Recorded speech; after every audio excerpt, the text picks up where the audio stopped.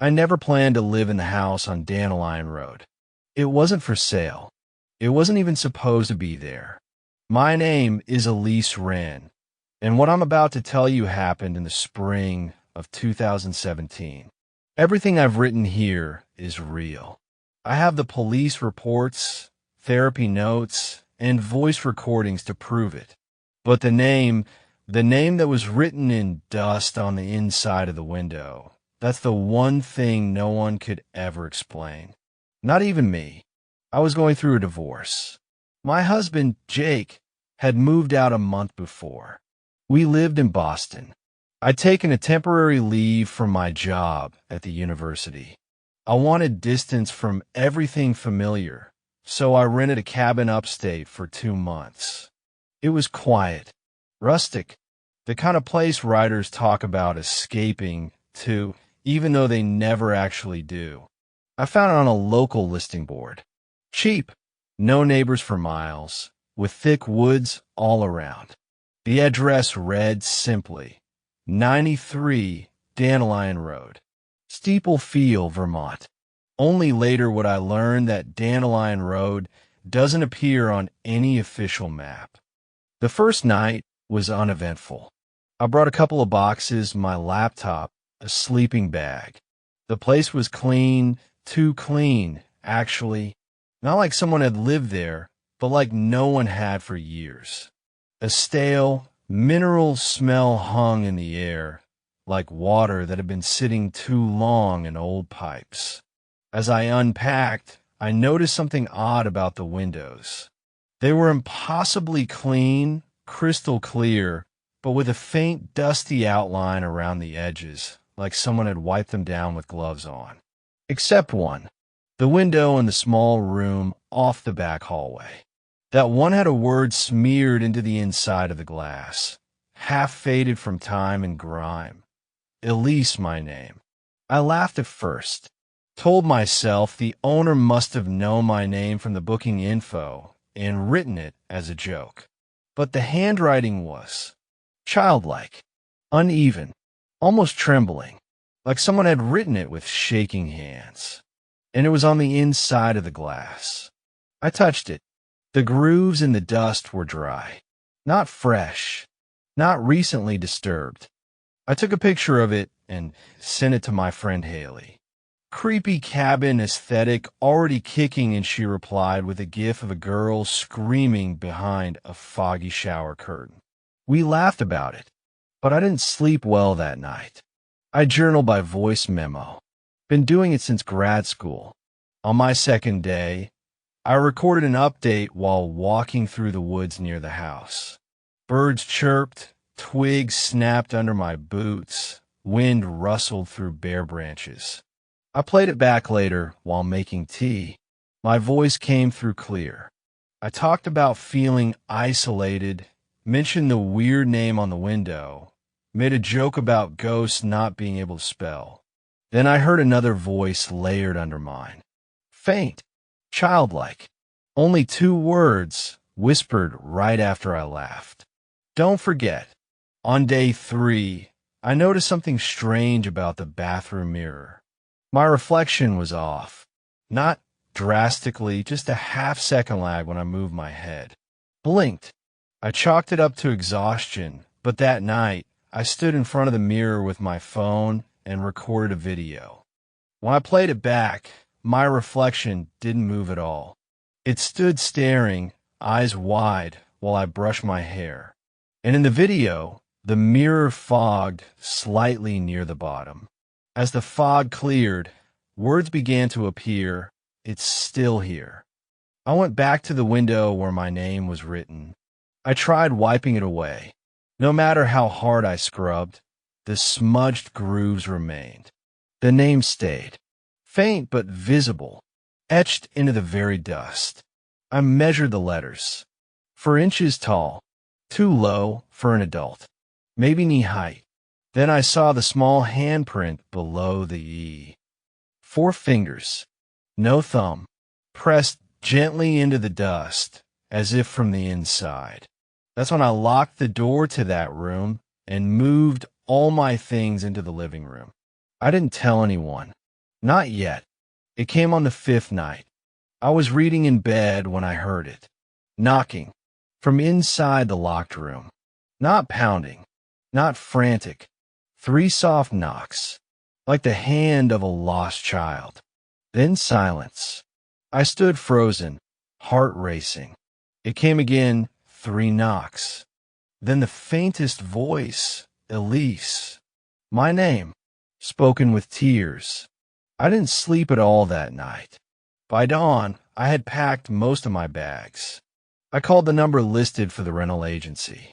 No answer. Then a call came back from a blocked number. A man's voice. Croaky. Thin. You're not supposed to be there. I asked who he was. I buried it. She found the window. It's awake again. I asked what it was. He hung up. I called Haley in tears. Told her I was leaving. She told me I sounded like someone else.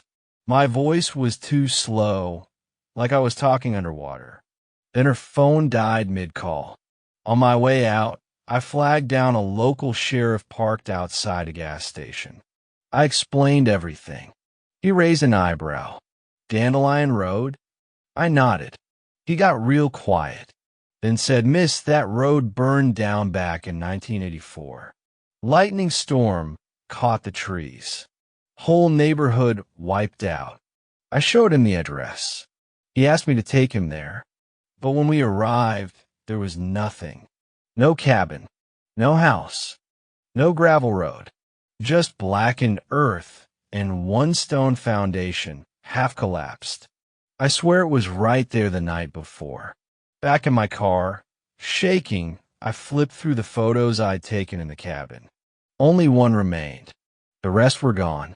Just black squares or corrupted files. The photo that survived? The dusty window with my name on it. But the photo had changed. Now, beside the name Elise, another word had been written in fresh dust. Again. And in the reflection of the window, I could see a child's face staring back at me. Mouth open, eyes empty. I returned to Boston the next morning.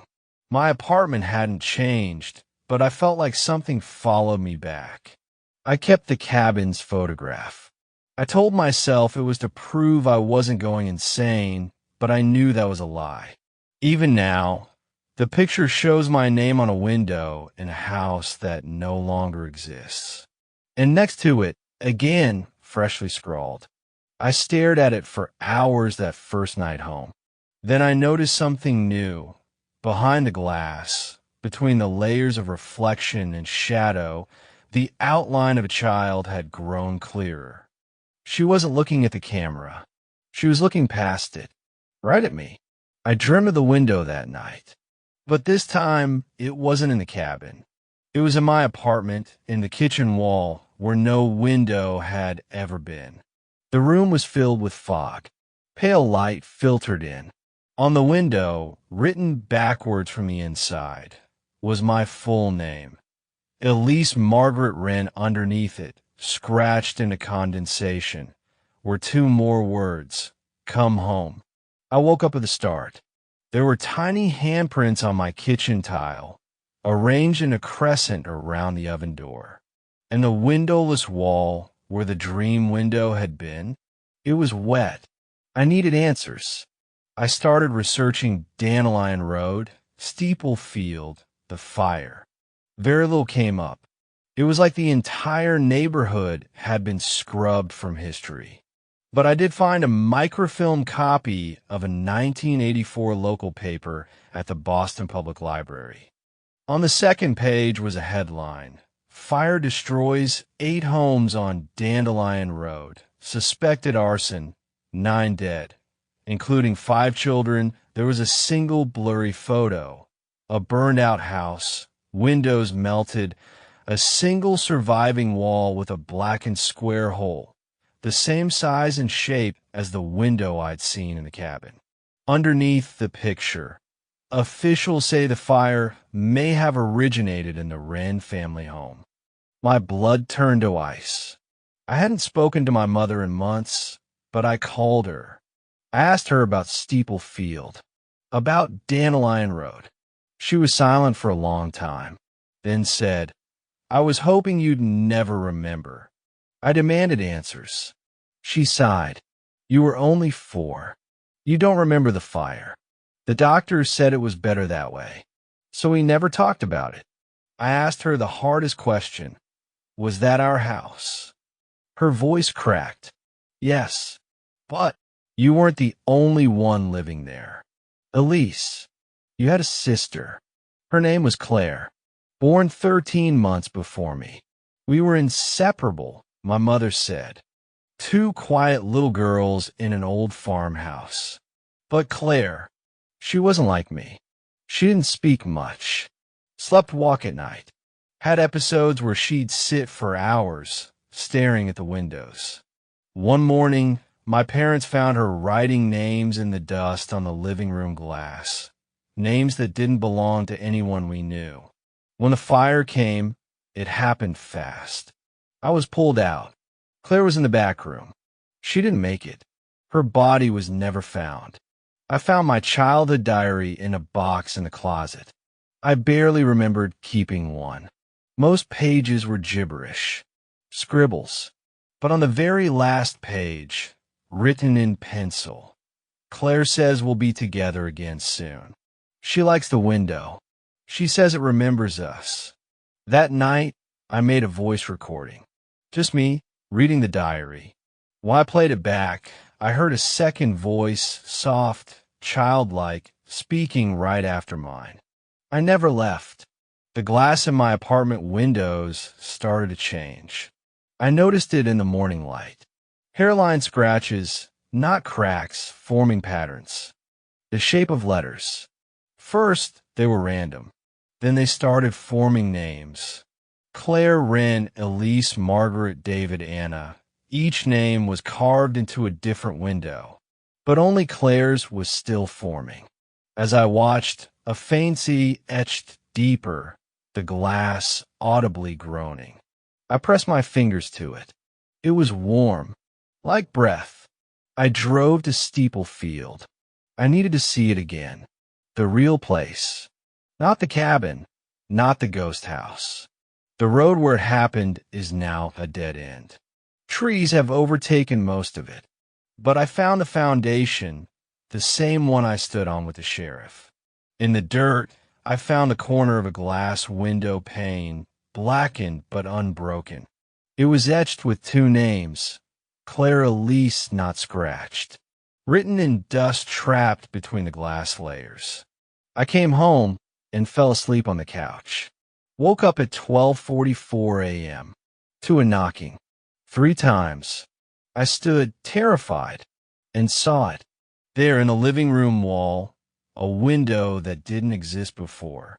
Same trim, same size, same position as the window from the cabin. From the fire, it looked out into blackness. Not the street, not the world, just void. And in the dust on the inside of the glass, I remember you. I don't know if it's Claire anymore. That night, I stared at the window for what felt like hours. A shape moved behind it, child-sized but wrong. Too still. It watched me without blinking. It breathed, but the breath made no fog. Just the sound. Shallow. Waiting. Then a second word formed below the first. Written backwards. I had to squint to read it. Stay. I turned away. The window cracked from the inside. Just once. Then the lights went out. The mirror in the bathroom showed me standing still, even while I turned. I whispered Claire, and the reflection nodded. Not me. It nodded. Then wrote a new message on the glass, traced with an invisible finger. Let me back in. It started with motion in the corner of my eye. On my desk, the light caught the surface just right, and I saw dust shifting, not falling, not blowing in a draft, moving, like a tiny animal wriggling across the wood grain, rearranging itself. When I leaned in, I saw the dust forming letters. A single word, else. It vanished when I blinked. But I know what I saw. Not Elise. Else. Haley called again that night. She sounded far away, like we were talking through layers of cloth. I told her everything. When I mentioned the new window, she went silent, then whispered, "I saw a window in my apartment last night. One I've never had before." I asked what was on it. She took a long breath. "Your name, in dust. But not just your name. It said Elise Wren returned." The line went dead. I haven't heard from her since. I woke up coughing. A dry, hacking, throat-twisting cough that felt like my lungs were packed with sand. When I spit into the sink, it came out gray and grainy. Dust. I checked every vent, every filter. Clean. I wiped the whole apartment down, top to bottom. Every window, every corner. And as I cleaned, I found smudges. Finger-drawn shapes on surfaces I hadn't touched. Spirals. X's. Names. One message scrawled along the inside of my closet door. "Where you go, I follow." I found an old photo of me and my parents. Summer 1995. I would have been around 8, but the edges of the photo were wrong, frayed in the shape of another body, like someone had been cut out, except there were 2 shadows on the grass beside me, mine and a smaller one. I called my mom again, told her about the photo. She cried. "We try to move on, Elise. We thought if you never remembered Claire, she wouldn't remember either." I asked what she meant. Her voice dropped to a whisper, but Claire wasn't ever the same. Even before the fire, she used to say there was something living in the windows. The lights flicker constantly now. Not a power issue. I checked with the landlord. He claims no one's rented my unit in over a year. I offered proof, lease documents, payments, but he just stared at me like I was speaking another language. When I returned to the apartment, I found the front door ajar. Inside, the walls were dusty, thicker than ever before. On the living room floor, traced in a fine, gray film, was a circle of child-sized footprints going around and around the couch. Inside the circle was a single word: still. Every window now bears names in dust. Not just mine, not just Claire's. Names I don't recognize. Some scratch deep, others freshly written. I started documenting them. There are 19 in total. Most are first names only. One repeats twice, David. Another reads, Margaret Wren, refused TO stay, and beneath it, corrected. I covered the bathroom mirror days ago. Couldn't look at it without seeing her staring back. But this morning, the sheet was gone. In its place, scrawled in condensation, was a message. One of us has to be real. I peeled back the rest of the mirror. My reflection looked fine, but when I blinked, it didn't. And when I turned to walk away, it stayed, watching. Then slowly it smiled. My real face didn't. I woke to the sound of footsteps on glass.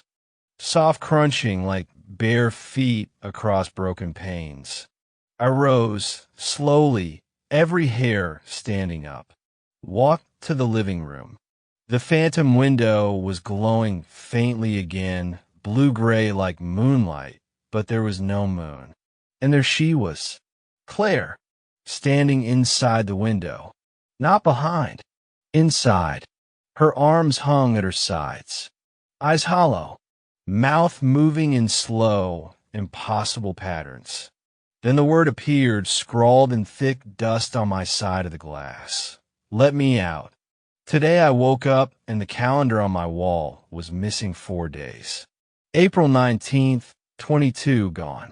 No notes, no scratches, no appointments, like they never existed. I checked my phone. Photos erased, texts erased, voice memos deleted, except for one. An audio file dated April 20th, 3:03 a.m. I played it. It was my voice, but slow, drenched in static. The dust isn't dust. It's skin. It's what's left of us when the window forgets who we were. It started falling around noon, not from a ceiling, from the walls.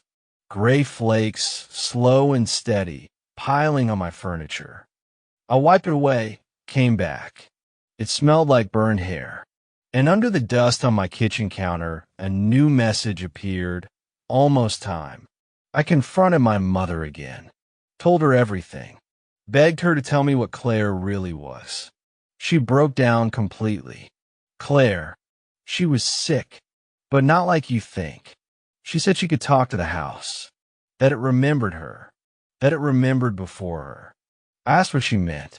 She drew windows in every room. Wrote your name on the walls. Said she needed to make sure you stayed, even if she didn't. I asked her why she never told me. She whispered, because Claire died in the fire. But her name never stopped appearing. It no longer looks like a window.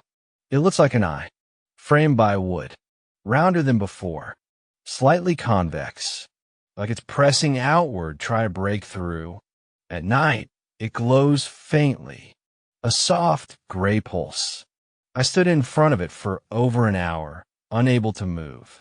Inside the glass, beneath the dust and the blur, something blinks.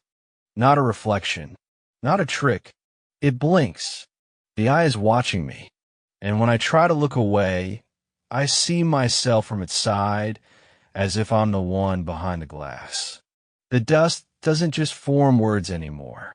It rearranges them. On the window last night, Elise Wren by morning, Silent Wren by afternoon, Listen Wren, and finally, lies written. Each phrase feels like a warning, or maybe a countdown. Either way, I stop cleaning the dust. Now I just watch it, like it watches me. The names on the walls now whisper, only in the dark, only when I'm trying to sleep. Each name murmurs one phrase, over and over, in a dry, brittle voice that sounds like wind moving through teeth. Claire, I was first. Margaret, she let her in. David, I saw the window move. Elise, I left the door open. I plugged my ears, but the whispers come from inside my head now. One of the names whispered something new last night. We're already in. Today I woke up on the wrong side of the window. I don't mean in a dream. I mean I stood in my kitchen, looked at the wall, and saw myself standing in my living room, watching me. Only I couldn't move. My hands were pressed to the inside of the glass. Dust formed beneath my fingers. I could feel it gathering. Cold. Weightless. I tried to scream. My mouth didn't work. Then the other version of me, the one on the outside, turned and walked away. I went to log into a secure file today. It required my date of birth. I couldn't remember it. I thought it was March 12th, 1989, but it didn't feel right. I checked my driver's license. Issued in 2014. Expired in 1993. Impossible. Every document I own has started to contradict itself. One folder labeled Childhood Photos contains a single black and white image. A little girl sitting in front of a broken window. Her name is written on the glass in dust. Claire. But I swear to God, it's me. I drove back to Steeple Field again. I went to the courthouse. Asked for fire reports from 1984. The clerk, older, pale, uneasy, stared at me for a moment. Then said, that street was condemned in 79. Burned down. Whole thing flattened. I told her I knew that. She replied, no, you don't understand. It burned 5 times. Different years. Different people. Same street. Same names. I asked if she was joking. She leaned in close and whispered, It always starts when the name gets written. I found a video on my laptop, dated a year ago, a file called claren1.mp4. I never made it. In it, I'm holding the camera. I'm walking through what looks like my current apartment, but it's completely decayed. Rotting walls, dust ankle deep, no lights. In the video, I whisper, "She's inside now." I let her out. Then the camera turns. A small figure stands at the living room wall, facing the new window, writing in the dust with her fingertip. Elise, she turns to the camera. It's me, a younger version. I remember the fire. Not all of it, just a fragment. I was 4. I was in Claire's room. The windows were drawn in crayon on the walls. No real glass, just chalk outlines. She was writing names in them. I asked her what she was doing. She said, "Making sure they can't leave." I asked who. She said us. Then the smoke came. The mirror's reflection has grown younger. Yesterday, I looked 34. Today, 20. My voice on recordings is higher, softer. My hands are smaller. Clothes don't fit the same. I tried to cut my hair. My reflection didn't follow. When I turned my back, I saw the mirror version of me still staring, even though I wasn't facing it. In the glass, the window is gone. Instead, there's a door. Tonight, the window opened. It swung inward like a door. No hinges, no crack, just soundless movement, revealing pure black beyond it. Out stepped Claire, or what looks like her. She doesn't move naturally. She stands in the center of the room now, head tilted. Her mouth opens too wide. She whispers, "You have to finish the circle." I came back through the dust. "Now it's your turn." And then she began writing on the floor in her fingertip. Dust spirals. Names. Mine. Hers. Yours. I watched her all night. Claire, if that's who she is, sat in the center of my living room, knees drawn to her chest, finger dragging slow spirals into the dust that now covers every inch of the floor. She never looked up. Not once. The air smells like charcoal and old paper. And I swear the room is shrinking. Not physically, not like the walls are moving. It's something else. A compression of possibility. Like my world is curling in on itself. Claire finally looked at me this morning. She smiled, then said, "We can't be two anymore." There's a mark on my back, between the shoulder blades. I thought it was a rash or a bruise. But in the mirror, using my phone's front camera, I got a better look. It's a name traced in red across my spine. Written like a child scribbled it there with a dirty finger. Claire Wren. I tried scrubbing it. It got darker, then began to bleed. My apartment no longer behaves like a home. The walls shift when I blink. The corners drift out of true. Doorways lead to different places than they did the hour before. And in every room now, there's a window. Not real ones, but outlines. Phantom glass. Dusty panes hovering in space, rippling slightly like water held vertical. Each one shows me a version of myself. Some younger, some older. One that's nothing but ash. They all mouth something I can't hear, until one of them speaks in a voice made of wind. There is only room for one name. I found the door beneath the floor. The hardwood split last night. Dust rose in plumes. Beneath was a hatch, metal and rusted, with a padlock hanging open. I climbed down a narrow stairwell into what felt like a crawl space, but larger. There were windows down there, too, all dusty, all facing inward. At the center was a chair, rotted, with restraints built into the arms. Carved into the floor beneath it, I waited, and all around the room, on every surface, walls and ceiling alike, my name. thousands of times. I haven't spoken aloud in 2 days. But last night, I heard my voice say, I was Elise before the fire. I didn't say that. Then again, she never let me finish. She ran. I stayed. I burned. I tried to scream. But the voice kept speaking over me, using my throat like a hallway. And Claire, sitting in the living room, turned and whispered, I'm just giving it back. At exactly 3:33 a.m., every window in the apartment breathed. Inhaled dust. Exhaled my name. Over and over. The sound is like lungs full of broken glass. Every exhale was quieter than the last. Every inhale deeper, until the glass started fogging. Not from outside, from something within.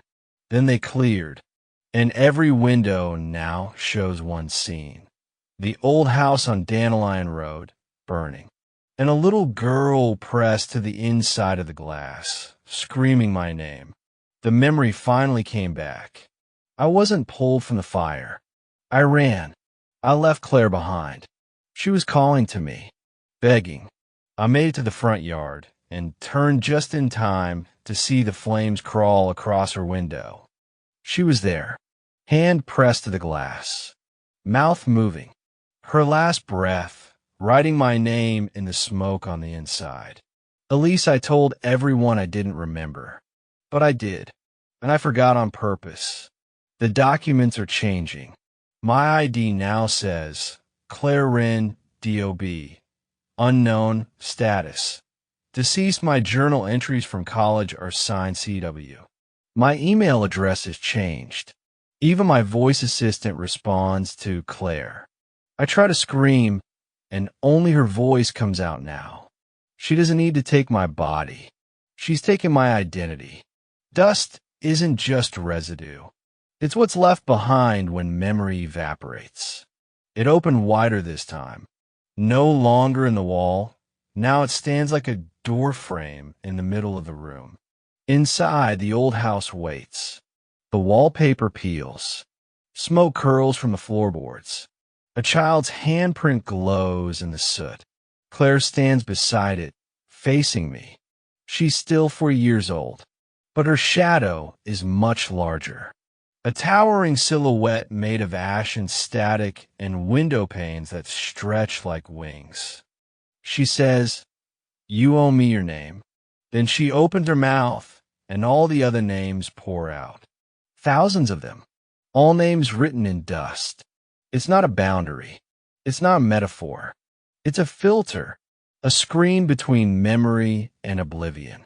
When we forget, the window remembers. It traps names. It traps moments. It traps guilt.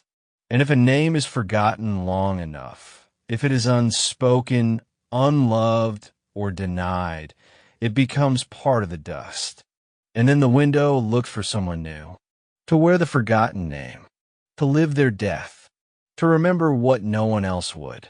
It appeared at dawn, across the floor, window, mirror, and walls all at once, in jagged dust script, like it had been scratched with fingernails. Your name was written in dust first. Then, now you will stay, so I may go. And the lights went out. Elise Wren speaking. I think. No, I'm not sure anymore. I tried to run again last night. The front door led me into the burning hallway. The hallway led me back into Claire's room. Every exit is an entrance. Every mirror is a mouth. I saw my face in the window, screaming to get out. I don't think the dust is on the glass anymore. I think I am the dust. I see someone walking outside my window. They're going to move in. A new tenant. They look lost. I hope they don't wipe the glass too soon. I need them to see the name. I need them to remember. Please. Someone say my name. Subject: unexplained disappearance. Elise Margaret Wren, Boston PD, received a missing person report from the university where Elise Wren taught part-time. Officers found her apartment door ajar. Inside, layers of dust covering every surface. No signs of struggle. No fingerprints. No body. On the largest window was a message written in dust. Claire has gone. Beneath it, who stays next? Case remains unsolved.